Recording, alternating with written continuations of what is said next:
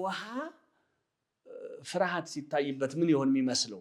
በህይወትህ የምትገልጠው በህይወትህ የምትተርከው ክርስቶስ ማን ነው ብለህ ነው? የእግዚአብሔር ልጅ ነው ክርስቶስ አምላክ ወልደ አምላክ ነው ብላ የማታምን ቤተክርስቲያን ሁሉ ለስም ቤተክርስቲያን ተብላ ልትጠራ ትችላለች፣ ግን ቤተክርስቲያን አይደለችም። የእግዚአብሔርንም ክብር እንድናይ የሚያበቃን ሃይማኖት ነው። እንኳን በእግዚአብሔር ልጅ በኢየሱስ ክርስቶስ የማያምን ቀርቶ በእግዚአብሔር ልጅ በኢየሱስ ክርስቶስ አምኖ ራሱ እንደ ቃሉ ያልኖረ እኮ ገና ይጣራል፣ እንኳን ያላመነው ቀርቶ ማለት ነው። ሰዎች የሚክዱት በሁለት መንገድ ነው። ማወቅ ያለብን አጋንንት እግዚአብሔር መኖሩን ያምናሉ፣ ሰው ግን ይክዳል። አጋንንት የሚፈሩትን ያህል እግዚአብሔርን እኛ ብንፈራ ብዙ በተጠቀምን ነበረ።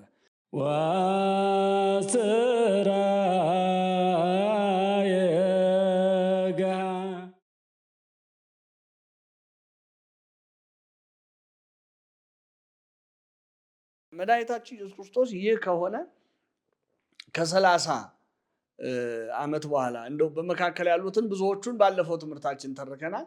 ከ30 ዓመት በኋላ ወደ ባህረ ዮርዳኖስ ይሄዳል እና በባህረ ዮርዳኖስ አንዱ የሄደበትን ምክንያት ስናይ ምንድነው ያልነው? ለማስመስከር ብለናል።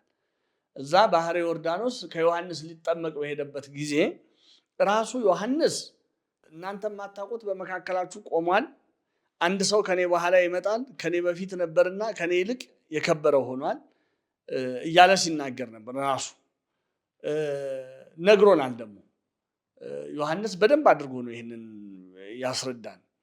ቃል ስጋ ሆነ የሚለውን እናገኘለን። ቃል ስጋ ሆነ ጸጋና እውነትንም ተሞልቶ በእኛ አደረ፣ አንድ ልጅም ይኸው አሁን ይህ ንግግር ልብ ብሎ አንድ ልጅም በአባቱ ዘንድ እንዳለው ክብር የሆነውን ክብሩን አየን ነው የተባለው።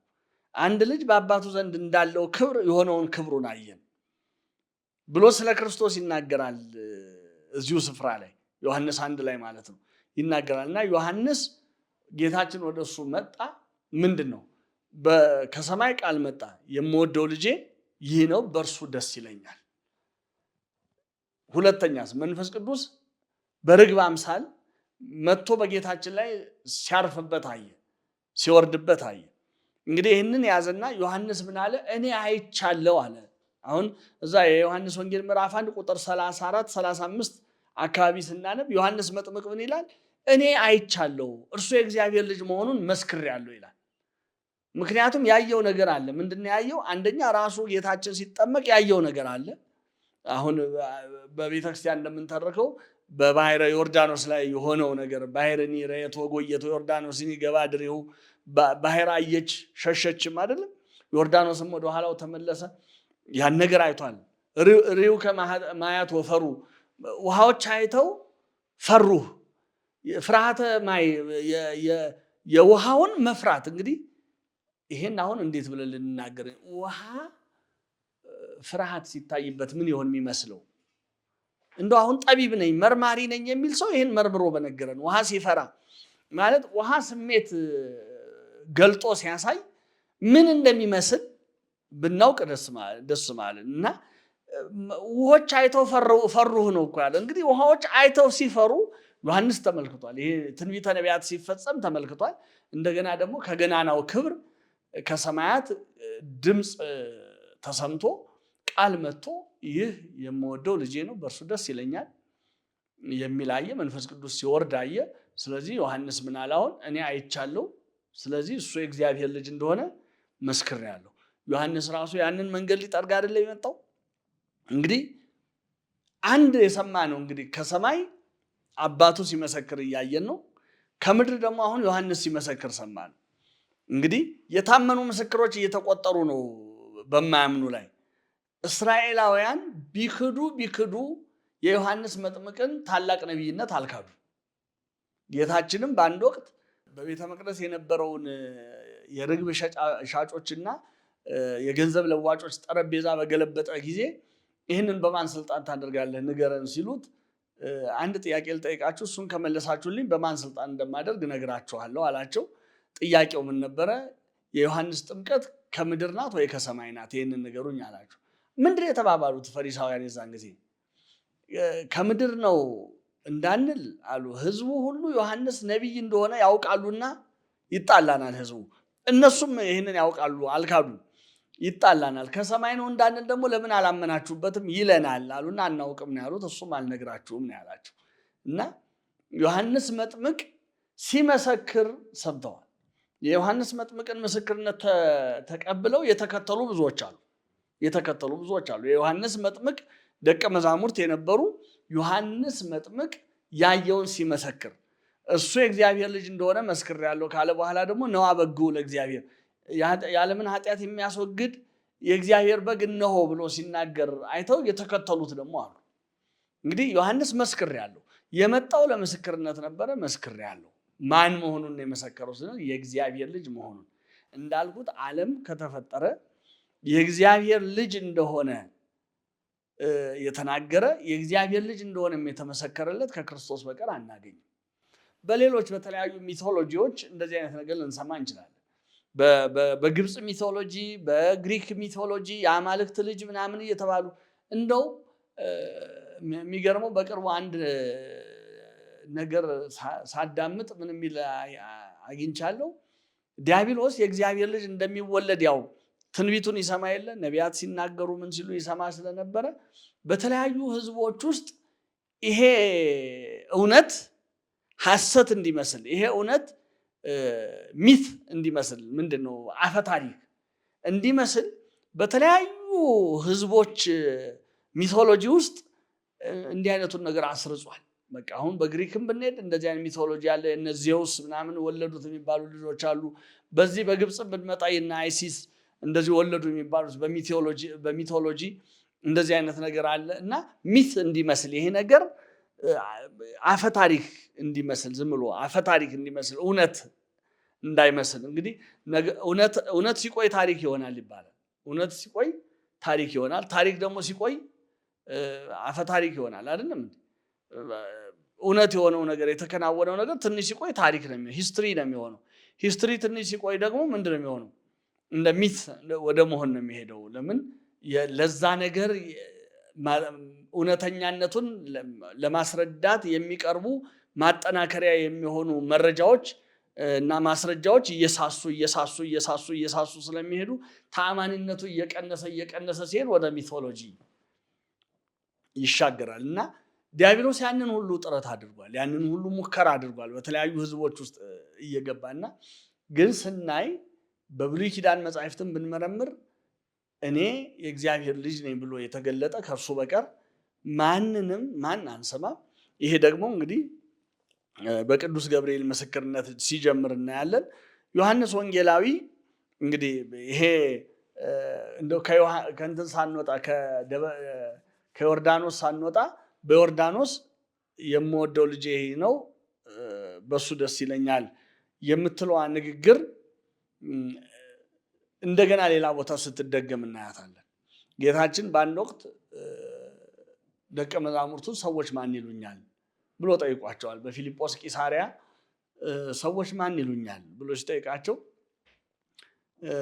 ግማሹ መጥምቁ ዮሐንስ ከሙታን ተነስቷል ይላል፣ ግማሹ ኤልያስ ነው፣ ግማሹ ኤርሚያስ ነው፣ ወይም ደግሞ ከነቢያት አንዱ ነው ይሉሃል። እናንተ ማን ትሉኛላችሁ? ሰው የሚለውን ነገራችሁኝ፣ እናንተ ማን ትሉኛላችሁ? አሁን ትልቁ ጥያቄ እኛን የሚያስጠይቀንም ለክብር የሚያበቃንም ሆነ የሚያስፈርድብን ሰው የሚለውን ማወቃችን አይደለም። አንዳንዶቻችን ሌላው ሰው የሚለውን ብዙ እናውቃለን። ስለ ክርስቶስ እንዲህ ይላሉ እኮ ብለን እናገራለን። አንተ ራስህ ስለ ክርስቶስ ማን ነው ትላለህ ነው ትልቁ ጥያቄ። ክርስቶስን ማን እንደሆነ አውቀህ ማን እንደሆነ ተረድተህ ነው የምትኖረው። በህይወትህ የምትገልጠው በህይወትህ የምትተርከው ክርስቶስ ማን ነው ብለህ ነው የሚለው ጥያቄ ነው ትልቁ። በኋላ በእግዚአብሔር ፊት ሞገስም ሆነ ፍርድ የሚያመጣብን ይሄ ነው። ወይ ሞገስ ያሰጠናል ወይ ፍርድ ያመጣብናል። እና ይህንን ሲጠይቃቸው የነበሩት ደቀ መዛሙርቱ አንዳቸውም ለዚህ ነገር መልስ ለመስጠት ድፍረት አልነበራቸው። ከመካከላቸው ቅዱስ ጴጥሮስ አንተ ክርስቶስ የሕያው እግዚአብሔር ልጅ ነህ ብሎ መሰከረ። እንግዲህ ያዙ። አሁንም የተባለው ምንድነው? ክርስቶስ የእግዚአብሔር ልጅ ነህ። እቺ አንተ ክርስቶስ የእግዚአብሔር ልጅ ነህ የምትለዋ ንግግር ክርስቶስን ከሌሎች ሁሉ የምትለይ ናት። ከነቢያት ከቀደምት አበው ከነ አብርሃም ከነ ይስሐቅ ከነ ያዕቆብ ሆነ ከሁሉ የምትለይ ናት። ለምን? የነሱ ሁሉ ፈጣሪ፣ የነሱ ሁሉ አምላክ፣ የነሱ ሁሉ ላኪ ነው። በመጨረሻው ዘመን ተልኮ የመጣው በፊት እነሱን ሲልክ የነበረው። እንግዲህ አሁን ይሄንን ቅዱስ ጴጥሮስ ተናገረ። ይሄን ከተናገረ በኋላ አንተ አለት ነህ፣ በአንተ አለትነት ቤተክርስቲያን እንሰራታለሁ ባመንከው እምነት ነው። በዚህች ቃል አንተ ክርስቶስ የሕያው እግዚአብሔር ልጅ ነህ፣ እንግዲህ በዚህች ላይ ቤተክርስቲያን እንሰራታለሁ ነው ያለው። ክርስቶስ የእግዚአብሔር ልጅ ነው፣ ክርስቶስ አምላክ ወልደ አምላክ ነው ብላ የማታምን ቤተክርስቲያን ሁሉ ለስም ቤተክርስቲያን ተብላ ልትጠራ ትችላለች፣ ግን ቤተክርስቲያን አይደለችም። የመጀመሪያው ርትዕት ሃይማኖት የምንላት ይችን ናት። ይችን ማመን ግዴታ ነው ማለት ነው። አንድ ሰው በክርስቶስ የእግዚአብሔር ልጅነት ወይም የአምላክ ልጅ አምላክ እንደሆነ ማመን ይጠበቅበታል። በእግዚአብሔር በመጨረሻው ዘመን በመልክ የሚመስለው በባህሪ የሚተካከለውን ልጁን እንደላከ ወደኛ ማመን ይጠበቅ። ያን ካላመነ እውነተኛ ቤተክርስቲያን አለች መሰል ተመሳስላ ሰዎችን በክርስትና ስም ወደ ጥፋት እንዲሄዱ ዲያብሎስ ያዘጋጃት መስመር ናት እንጂ እውነተኛ የሰማይ ደጅ ናት ብለን የምናምናት አትሆንም። እንግዲህ የእግዚአብሔር ልጅ እንደሆንክ እናምናለን አለ። ለዚህ ቅዱስ ጴጥሮስ የመንግስተ ሰማያትን መክፈቻ ይሰጣል። አንተ በዚህ ያመነ ሰው፣ አንተ በተናገርከው በዚህ ያመነ ሰው ወደ መንግስተ ሰማያት ታገባዋለህ። በዚህ አንተ ባመንከው እምነት ያላመነ ሰው ደግሞ ወደ መንግስተ ሰማያት እንዳይገባ ተዘጋበታለህ። የመንግስተ ሰማያትን መክፈቻ እሰጥሃለሁ። አንተ ያሰርከው የታሰረ፣ የፈታኸው የተፈታ ይሆናል ብሎ በዚች እምነት ላይ ነው እንግዲህ ስልጣንን የሰጠው በሚደንቅ ሁኔታ። ከዛ እንደ ሽልማትም ይመስላል ለቅዱስ ጴጥሮስ ላመናት እምነት እንግዲህ ምንድነው ሃይማኖት ነው በኋላ ክብር እንድናገኝ የሚያደርገን የእግዚአብሔርንም ክብር እንድናይ የሚያበቃን ሃይማኖት ነው። እንደውም በኢሳይያስ ምንድነው ያይተተው ወላሃተ ከመይራይ ስብሐተ እግዚአብሔር፣ ኃጢአተኛ ሰው የእግዚአብሔርን ክብር እንዳያይ ያስወጡታል ይላል። የእግዚአብሔርን ክብር እንዳያይ ያስወጡታል። ማን? ኃጢአተኛ ሰው። አሁን ቅዱስ ጴጥሮስ ላመናት እምነት ለመሰከራት ምስክርነት እንደ ሽልማት ወደ ደብረ ታቦር ይዟቸው ይወጣል። እሱን ያዕቆብንና ዮሐንስን ወደ ደብረ ታቦር እንደው አባቶቻችን እነዚህ ለፍቅሩ በተለየ ይሳሳሉና ይላል ወደ ደብረ ታቦር ይዟቸው ይወጣል። ቅዱስ ጴጥሮስ አንተ ክርስቶስ የሕያው እግዚአብሔር ልጅ ነህ ብሎ የተናገረው ቃል ከዛው ከደመናው ይህን ድምፅ መልሶ ይሰማል። ቅዱስ ጴጥሮስ ይህ የምወደው ልጄ ነው እርሱን ስሙት የሚል ቃል ይሰማል። ሁለተኛ የጌታችን ክብሩ እንደ ልብሱ እንደ በረዶ ነጭ ሆነ፣ ፊቱ እንደ ፀሐይ አበራ አይደለም የሚለው። ባመናት እምነት እንግዲህ እቺ ልዩ የሆነች ተራ ሰው እንዳልሆነ የሚያሳይ አንድ ክብር ተገለጠለት ማለት ነው። ቅዱስ ጴጥሮስ ያንን እንዲያይ እኛም ዛሬ ክርስቶስ የሕያው እግዚአብሔር ልጅ ነው ብለን ካመንንና እምነታችን እስከ መጨረሻው ምስክርነት ከሄደ ሽልማታችን ምንድነው? የሱን ፊቱን ማየት ነው ማለት የሱን ክብሩን እንድናይ ያበቃናል። እንግዲህ ኃጢአተኞች የሱን ክብር እንዳያዩ እንትን ይላሉ፣ ይሰናበታሉ፣ ይወጣሉ። እንግዲህ ያንን አይደለም ያንን ያልተፈጠረውን ብርሃን እንዳያዩ አይደለ ወደ ዘላለም ጨለማ የሚጣሉት። እኛ ደግሞ ያልተፈጠረውን ብርሃን እንድናይ በመሆን ነው ማለት ነው ሽልማት የሚሰጠን። ወይም ዋጋችን ማለት ሌላ አይደለም። እንግዲህ መንግስተ ሰማያት ብለን ምንናፍቃት ዋጋችን የሱን ፊት ማየት ነው፣ ከእርሱ ጋር መኖር ነው ትልቁ መንግስተ ሰማያት የምንላት እና ያንን ክብሩን እንዲያይ አበቃው ማለት ነው ቅዱስ ጴጥሮስን። ለምን? ባመናት እምነት በመሰከራት ምስክርነት። እንደገና ያንኑ የመሰከረው ምስክርነት እሱ የመሰከረው ምስክርነት ምን ብሎት ነበር? በፊልጶስ ቂሳርያ ይህንን ስጋና ደም አልገለጠልህም፣ ይህን የገለጠልህ የሰማዩ አባቴ ነው ብሎ ነገረው ጌታችን። ከዛ በኋላ ጴጥሮስ ከጌታችን አንደበት የሰማትን ይህን የገለጠልህ የሰማዩ አባቴ ነው እንጂ አንተ አይደለህም የምትለዋን ልጁ እንደሆነ ከሰማይ ያንኑ ቃል ለጴጥሮስ በህሊናው የሳለበት የቀረጸበት እግዚአብሔር ልጁን ይሄ ልጄ ነው ብሎ ሲመሰክር ራሱ ጴጥሮስ እንዲሰማ አደረገ። እንግዲህ ምንድነው ጴጥሮስ ተደላደለ ማለት ነው። ተደላደለ። ለምን? እሱ የተናገረው ነገር ይሄን የገለጠልህ የሰማዩ አባቴ ነው ያለውን አጸደቀለት፣ አሳየው። አባቱ ልጄ ነው ብሎ ሲመሰክር እንዲሰማ አደረገው። ይሄ ነው እንግዲህ እናንተ ብትመሰክሩልኝ እኔ ደግሞ እመሰክርላችኋለሁ አይደል ያለ። አሁን ጴጥሮስ እኮ እውነተኛነቱ ተመሰከረለት። ይህ ምስክርነት ስለ ጌታ ብቻ ይመጣ አይደለም። ምንድነው? እናንተ ከመሰክራችሁልኝ እኔም እመሰክርላችኋለሁ ብሎናል። የጴጥሮስ አንተ የእግዚአብሔር ልጅ ነህ ብሎ የመሰከረው ምስክርነት ወይም የተናገረው እውነት በእግዚአብሔር ሲነገር ምንድነው የሚያሳየው? ቅዱስ ጴጥሮስ የተናገራት እውነት መሆኗን ነው የሚያሳየው። ስለዚህ የቅዱስ ጴጥሮስ ቃል እውነት መሆኑ ራሱ ተመሰከረለት ማለት ነው። ይሄ ለዚህ ነው ለቅዱስ ጴጥሮስ እንደ ሽልማትም ናት። ያቺ በደብረ ታቦር የሆነች ነገር ለቅዱስ ጴጥሮስ እንደ ሽልማትም ናት። አንደኛ ቃሉ እውነት መሆኑን የተናገረው ትክክል መሆኑን እግዚአብሔር አብ ሲመሰክር አስረገጠለት፣ ታተመለት ማለት ነው። ማህተም ተረገጠ። በቃ አንድ ሰው ሊፈርም ይችላል። ከፈረመ በኋላ ማህተም እንደመርገጥ ታተመለት። ሁለተኛ ይቻ ሃይማኖቱ የጌታን ክብር እንዲያይ ያበቃችሁ፣ የጌታን ክብር እንዲያይ ያበቃችሁ። ተፈጥሯዊ ብርሃን አይደለም እዛ ቦታ ላይ የበራው። አባቶቻችን እንደሚናገሩት የፊቱ ጸዳል ፀሐይን ሲበዘብዛት አዩ ነው የሚለው። ፀሐይ እንደ ሻማ ሆነች በሱ ፊት፣ እንደ የሻማን ያህል እንኳን መብራት አልነበራትም። ስለዚህ ያንን ክብሩን ለማየት እንግዲህ ጌታችን ደግሞ የአብ የክብሩ ጸዳል ተብሏል እኮ፣ የክብሩ ነጸብራቅ ይለዋል ቅዱስ ጳውሎስ። ያንን ለማየት እንግዲህ አንድ ልጁ በአባቱ ዘንድ እንዳለው ክብር የሆነውን ክብሩን እንዲያዩ ሐዋርያትን አበቃቸው። ዮሐንስ ወንጌላዊ በኋላ እንዲህ ብሎ ቢጽፍ ዝም ብሎ አይደለም። አንድ ልጅን በአባቱ ዘንድ እንዳለው ክብር የሆነውን ክብሩን አየን ብሎ የተናገረው ያዩትንና የሰሙትን ስለተናገሩና ስለጻፉ ነው።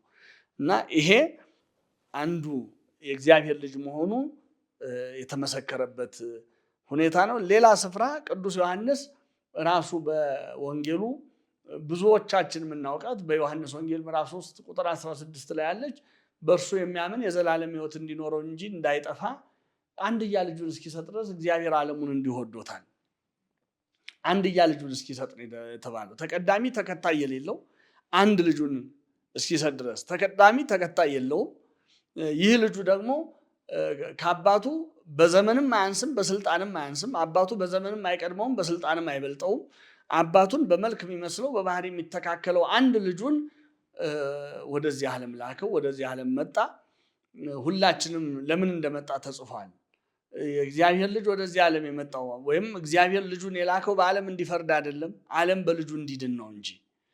ስለዚህ ዓለም ደግሞ ከተፈረደበት የሚፈረድበት ምንድነው? በአንድ ልጁ በእግዚአብሔር ልጅ ካላመነ አሁን ተፈርዶበታል። ብዙዎች ሊመስላቸው ይችላል። አሁን ብዙዎች እንደው አጣብቂኝ ውስጥ የሚከት ጥያቄ ሊጠይቁን መስሏቸው መልሶ የተሰጠ ጥያቄ ይጠይቁናል።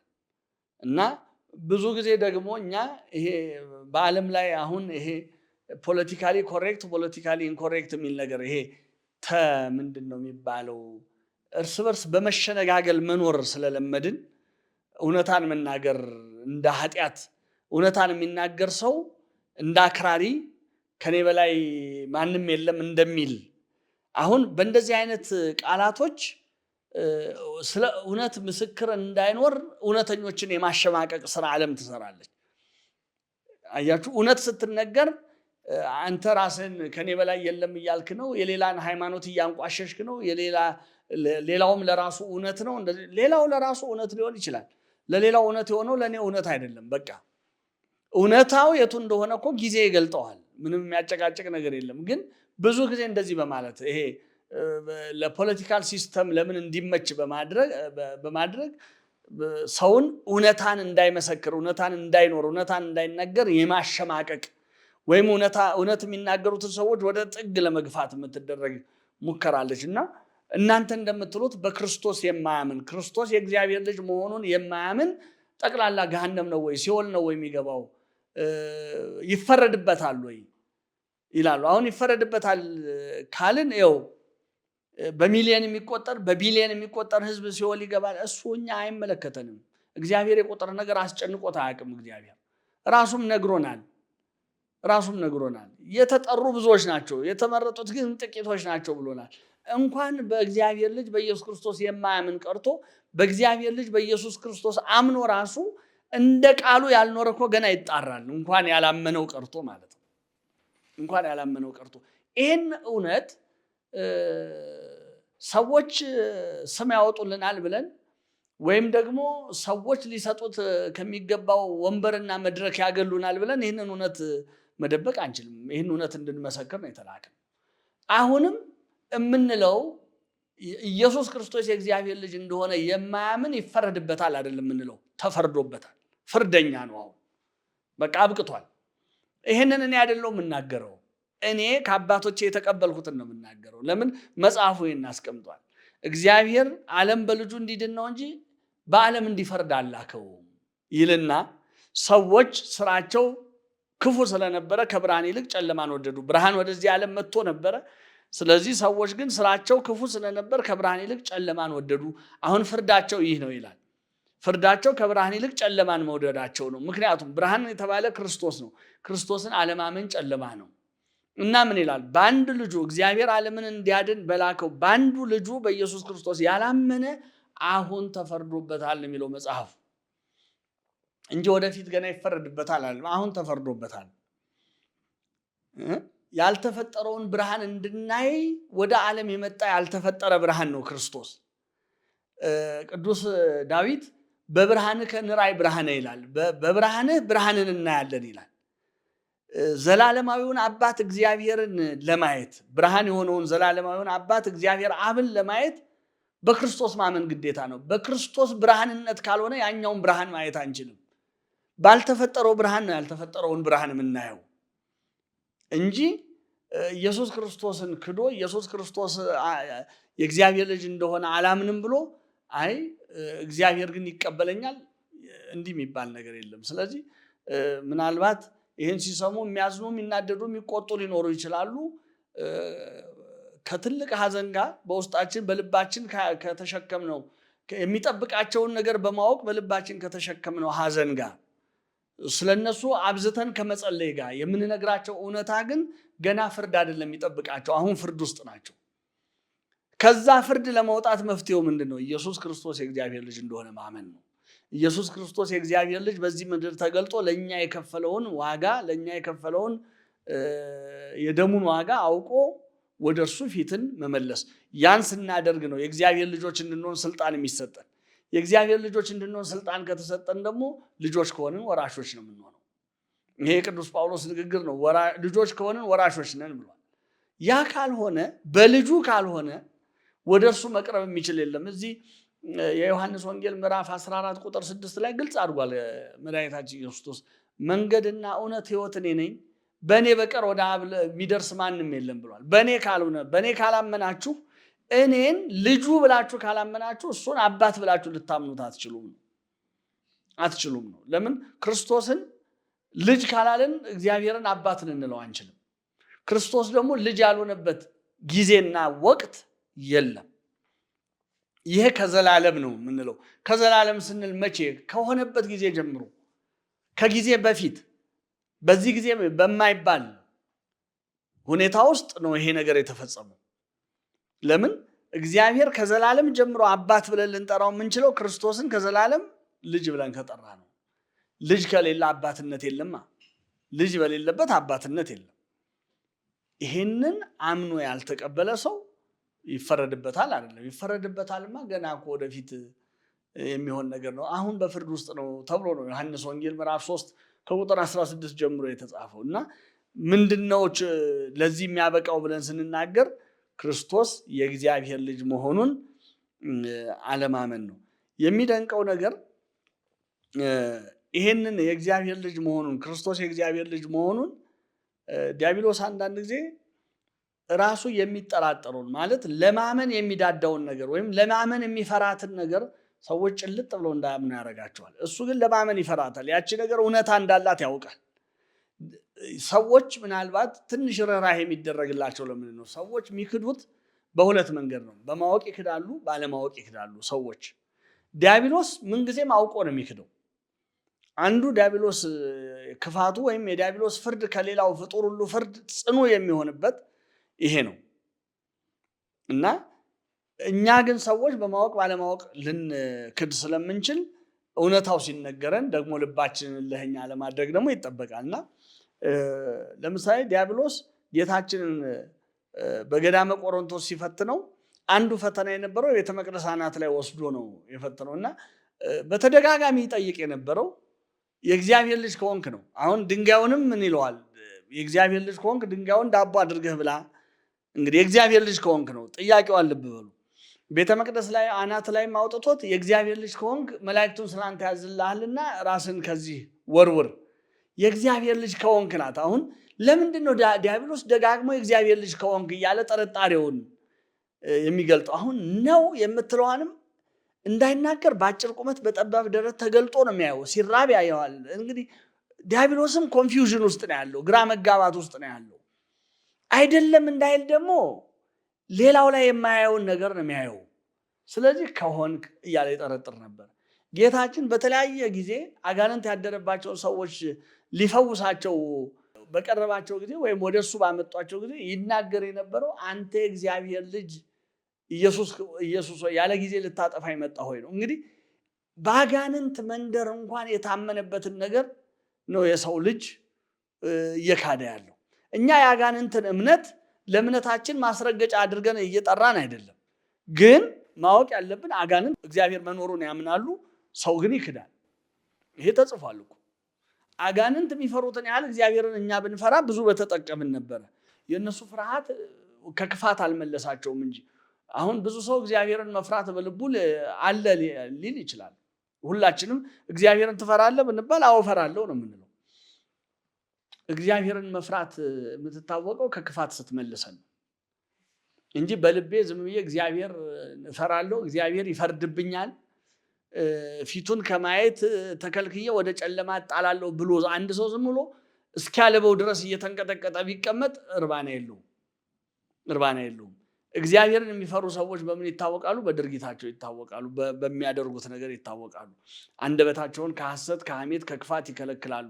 ልቡናቸውን ከቂም፣ ከበቀል፣ ይህን ከመሳሰለው ከተንኮል፣ ከምቀኝነት ይከለክላሉ። ሰውነታቸውን ከዝሙት፣ ከስርቆት፣ ከርኩሰት ሁሉ ይጠብቃሉ። ይህ ነው እግዚአብሔርን መፍራት መገለጫው። ዲያብሎስ ይፈራል።